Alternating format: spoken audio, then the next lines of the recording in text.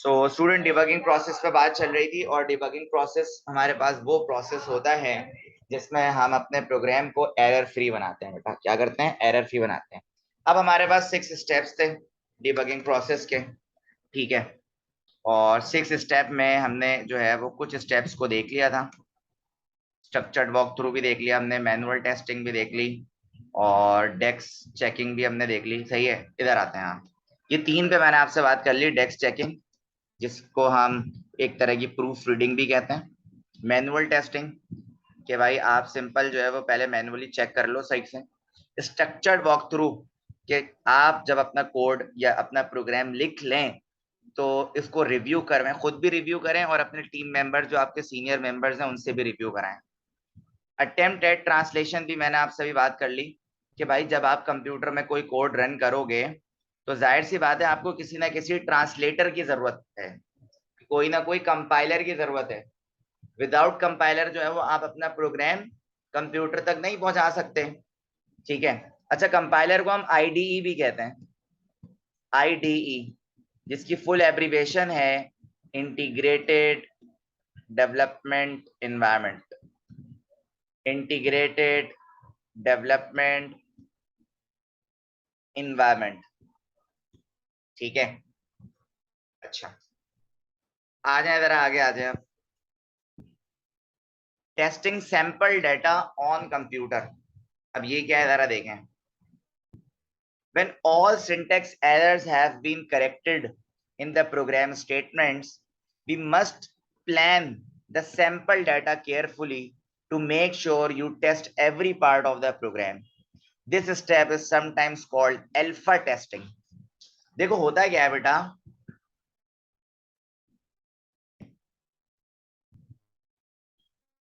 अच्छा जी, तो बेटा मैं आपसे बात कर रहा था अल्फा टेस्टिंग की, कि अल्फा टेस्टिंग हमारे पास क्या होता है। ठीक है। अच्छा स्टूडेंट्स देखें, जैसे ही आप अपना प्रोग्राम बना लेते हो, अपना सॉफ्टवेयर बना लेते हो, तो आप क्या करते हो, हर प्रोग्राम में हर प्रोग्राम के पार्ट को टेस्ट करते हो। हर प्रोग्राम के पार्ट को क्या करते हो बेटा? टेस्ट करते हो। ठीक है। अच्छा, वो जो आपकी टेस्टिंग होती है ना, उस टेस्टिंग को हम कहते हैं अल्फा टेस्टिंग। इस तरह यानी प्रोग्राम की पहली दफा जब आप कंप्यूटर में टेस्टिंग कर रहे होते हो, उस टेस्टिंग को बेटा हम क्या कहते हैं? अल्फा टेस्टिंग कहते हैं। तो ये जो चीज है स्टूडेंट्स आपके पास ये आती है testing sample data on computer, कि आप अपने प्रोग्राम की जब पहली टेस्टिंग कंप्यूटर के थ्रू कर रहे हो, इसको हम कहेंगे अल्फा टेस्टिंग। उसके बाद स्टूडेंट्स आपके पास है रन रियल वर्ल्ड डाटा। अब ये रन रियल वर्ल्ड डाटा क्या है स्टूडेंट, इस पर बात करते हैं। After testing with sample data, the program में run fine in laboratory. However, if the program is going to be sold commercially, it is released to a selected set of users to be tested with real data called beta testing. After beta testing, the program may need additional debugging before it is released to store. अच्छा, अब मेरी बात को जरा बहुत ध्यान से सुनना बेटा। कोई भी सॉफ्टवेयर या कोई भी एप्लीकेशन जब बन जाती है, उसकी कंपनी के एम्प्लॉयज, उसकी कंपनी के प्रोफेशनल जब उसको टेस्ट कर लेते हैं, उसके बाद कुछ जो है ना स्पेसिफिक यूजर्स के पास ये एप्लीकेशन जाती है, ताकि यूजर का पॉइंट ऑफ व्यू भी तो आए कि यार हमारी एप्लीकेशन में कोई गड़बड़ तो नहीं है, हमारी एप्लीकेशन में कोई प्रॉब्लम तो नहीं है। इस प्रॉब्लम से बचने के लिए हमारे पास होती है बीटा टेस्टिंग। कौन सी? Beta testing. अब बीटा टेस्टिंग क्या होती है कि आपने सॉफ्टवेयर बना लिया, सही है, वो सॉफ्टवेयर बनाने के बाद अपने कुछ स्पेसिफिक यूजर्स को दे दो। अभी पब्लिक नहीं करो, कुछ स्पेसिफिक यूजर्स को आप सॉफ्टवेयर दे दो। अब वो जो स्पेसिफिक सेट ऑफ यूजर्स होंगे आपके, वो उसको हर तरह से चेक करेंगे यूजर पॉइंट ऑफ व्यू से। किससे बेटा? यूजर पॉइंट ऑफ व्यू से।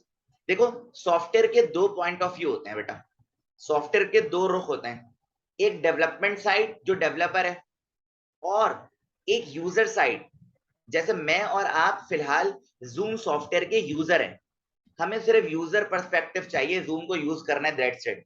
हमारा अभी फिलहाल इससे कोई लेना देना नहीं है कि यार जूम किस एप्लीकेशन, किस प्लेटफॉर्म पे बना, किस टेक्नोलॉजी पे बना, कितना साइज है, इससे हमारा कोई लेना देना नहीं है।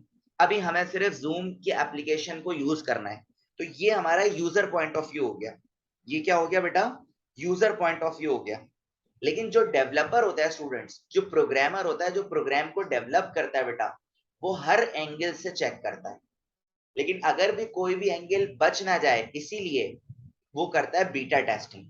वो क्या करता है बेटा? Beta testing. अक्सर स्टूडेंट्स आपने सुना होगा कि जब कोई भी सॉफ्टवेयर आता है तो उसका ओरिजिनल वर्जन नहीं आता, पहले पहले उसका बीटा वर्जन आता है। पहले उस सॉफ्टवेयर का क्या आता है स्टूडेंट्स? बीटा वर्जन आता है। वो बीटा वर्जन इसीलिए आता है ताकि यूजर्स पहले चेक करके उसमें अगर कोई मसला है तो उसका फीडबैक जो है वो ऑर्गेनाइजेशन को दे दें कि नहीं भाई ये तो सही चल ही नहीं रहा। तो बेटा इस चीज को, बेसिकली बीटा टेस्टिंग को हम कहते हैं run real world data. Run real world data. ठीक है, तो ये आपका क्या हुआ स्टूडेंट्स? डिबगिंग प्रोसेस जो है वो कंप्लीट हुआ। और इसके बाद जो आज की क्लास का हमारा लास्ट टॉपिक है स्टूडेंट्स, वो है SDLC, system in programming. SDLC basically आपके पास है क्या बेटा? System development life cycle. SDLC आपके पास है सिस्टम डेवलपमेंट लाइफ साइकिल। इसकी एब्रीवेशन मैं यहां लिख देता हूं, system development, system development life cycle, system development life cycle. अच्छा, the process of programming which is also called software engineering involve the following steps. अब कुछ स्टेप्स हैं जिसके थ्रू जो है वो सॉफ्टवेयर या प्रोग्राम बनाया जाता है, वो कौन से हैं जरा देखें। पहला आपके पास है defining the program, defining the problem. दूसरा आपके पास है प्लानिंग द सॉल्यूशन। थर्ड आपके पास है कोडिंग द प्रोग्राम। फोर्थ आपके पास है टेस्टिंग द प्रोग्राम। और फिफ्थ आपके पास स्टूडेंट्स है डॉक्यूमेंटिंग द प्रोग्राम। अब ये पांच के पांच स्टेप्स अगर कोई फॉलो कर रहा है प्रॉपर, तब जाके जो उसका प्रोग्राम है वो बहुत ज्यादा अच्छा डेवलप होगा, बहुत ज्यादा अच्छा बनेगा। सही है, क्योंकि वो सारे स्टेप्स को फॉलो कर रहा है। वो क्या कर रहा है? सारे स्टेप्स को क्या कर रहा है स्टूडेंट्स? फॉलो कर रहा है। सही है। अच्छा, अब सबसे पहला जो है ना, फर्स्ट आपके पास है डिफाइनिंग द प्रॉब्लम। फर्स्ट आपके पास है डिफाइनिंग द प्रॉब्लम। सेकंड में होती है भाई प्लानिंग। थर्ड में होती है भाई कोडिंग। फोर्थ में होती है भाई टेस्टिंग। और नंबर 5 में बेटा आपके पास होती है डॉक्यूमेंटिंग द प्रोग्राम। अच्छा, डिफाइनिंग द प्रॉब्लम में क्या होता है बच्चों? याद रखिएगा, डिफाइनिंग द प्रॉब्लम, अच्छा प्रॉब्लम कंप्यूटेशन में तो ये पता है आपको, प्रॉब्लम कहते हैं किसी भी टास्क को। और डिफाइनिंग द प्रॉब्लम का मतलब पता है क्या है? आइडेंटिफाइंग, आइडेंटिफाइंग द टास्क, यानी अपने टास्क को आइडेंटिफाई करना, अंडरस्टैंड करना कि भाई क्लाइंट ने मुझसे किस तरह की रिक्वायरमेंट करी है। तो ये सारी चीजें बेटा ये जो है वो डिफाइनिंग द प्रॉब्लम में की जाती है। कहाँ पे? डिफाइनिंग द प्रॉब्लम में की जाती है। अब जैसे ही टास्क को आप अंडरस्टैंड कर लो, जैसे ही टास्क को आप क्या कर लो बेटा? अंडरस्टैंड कर लो, समझ लो, उसके बाद उसके सॉल्यूशन की प्लानिंग की जाती है। अच्छा, सॉल्यूशन की प्लानिंग में पता है क्या क्या आता है? कि भाई मैं किस टेक्नोलॉजी पे काम करूंगा, मैं किस टेक्नोलॉजी पे काम करूंगा, मैं कौन से प्लेटफॉर्म को यूज करूंगा, तब मेरा क्लाइंट जो है मेरे काम से खुश हो जाएगा। ये सारी चीजें जो हैं वो आपके पास प्लानिंग द सॉल्यूशन में आती हैं। और उसके बाद बेटा coding the problem, coding the program. Code देखो, एक बात याद रखना, सॉफ्टवेयर इंजीनियर जो है ना वो सिर्फ कोडिंग करने वाले को नहीं कहते हैं, बल्कि कोडिंग के साथ साथ वो इन तमाम स्टेप्स को अगर फॉलो करता है तभी वो प्रॉपर सॉफ्टवेयर इंजीनियर है। वरना तो वो सिर्फ कोडर कहलाएगा, जो सिर्फ कोड करता है।